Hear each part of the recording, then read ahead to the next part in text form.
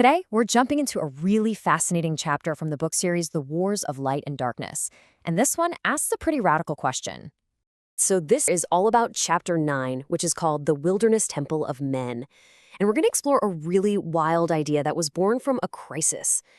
A crisis so profound, it almost completely unraveled an entire faith. And what's wild is that the echoes of this idea, you can still hear them today. So to really get what's going on in this chapter, we've got to start with this question. What happens when the holiest place on earth becomes corrupt? And according to our source material, this isn't just some thought experiment. No, this is the story of what actually happened when that holy place collapsed, pushing an entire culture right to the very brink of extinction. Okay, let's set the stage. For hundreds of years, you have the Jerusalem temple. It's the absolute, undisputed heart of Jewish faith. And running the show were the priests from the house of Zadok. We're talking a sacred lineage that goes all the way back to King David himself. These guys were the guardians of the covenant. A huge deal. But then, in just a few short decades, the whole thing just fell apart. First, this foreign king, Antiochus IV, comes in and desecrates the temple in ways that were just unimaginable. So a revolt, led by the Maccabees, manages to cleanse and rededicate it. But that victory?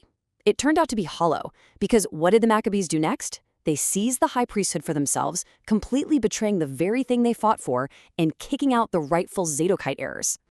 You can just imagine, for the exiled Zadokites, this was an unforgivable betrayal. They completely condemned the new leadership, calling them the wicked priests. From their perspective, the Jerusalem temple was now totally and utterly defiled. Any sacrifice offered there was worthless. The covenant was broken. So think about it. What do? Your holiest place is now corrupt. All the rituals feel completely meaningless. Well, the exiled Zadokite leader, a figure we know from the Dead Sea Scrolls as the teacher of righteousness, he came up with a solution. And it was so radical, so out there, it would literally change the definition of what a temple even is. He taught that, yes, a new temple could be built, but this one wasn't going to be made of stone and gold. Nope. This would be a spiritual temple, built out of the faithful people themselves, the community. And that's the genius of it, right? It's a temple that no corrupt priest, no foreign king could ever defile. And that was the fundamental shift. The center of worship was no longer a physical building that could get all tangled up in politics and corruption. It was now a living, breathing community of people. And they could maintain their own purity through their own righteous actions, far away from all the mess, out in the wilderness. And you can see it right here in this quote from the Dead Sea Scrolls. Worship wasn't about physical sacrifice anymore. It was about offering the works of thanksgiving, basically a life filled with piety and praise. But, and this is a big but, this created a huge theological problem.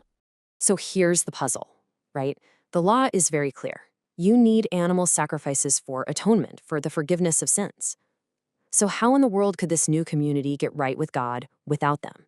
Well, their answer was pretty profound. They looked way back to the 40 years their ancestors spent wandering in the wilderness. They argued that back then, blood sacrifices weren't even required. You see, they believed that what God really wanted, what God had always wanted, was a pure heart and just actions, way more than some burnt offerings. So the new, true sacrifices, they were things like repentance, faithfulness, righteous behavior, and perpetual prayer, what they brilliantly called the offering of the lips. And they weren't just making this up. They found their justification right there in the words of the prophets, like in this really famous passage from Micah. It was texts just like this that gave them the scriptural foundation for this powerful, new, bloodless way to worship, one that was all about personal and communal righteousness. Okay, so this Temple of Men wasn't just some vague, fuzzy idea. No way. It had its own highly structured divine service, and it was specifically designed to mirror the holy rites that the priests used to perform back in the physical temple. The whole thing was like a spiritual journey designed to turn an ordinary person into a kind of spiritual priest. It all started with repentance, to get morally prepared. That was followed by baptism for the forgiveness of sins. Then the members would actually put on pure white linen garments, which was a physical symbol of their new priestly role. And the whole journey would culminate in this sacred communion meal of bread and wine, a way to have a direct connection with the heavens. So, and this is the key point. That ritual process, the repentance and the baptism, that was the atonement. It completely replaced the need for a physical altar, for the blood of animal sacrifices. This was, you could say, the theological engine that made this new temple run. All right, and this is where the story gets really, really interesting, because these radical ideas, born out of a crisis in the wilderness, they didn't just disappear. Oh no, they would go on to shape another major faith that was just about to appear on the world stage.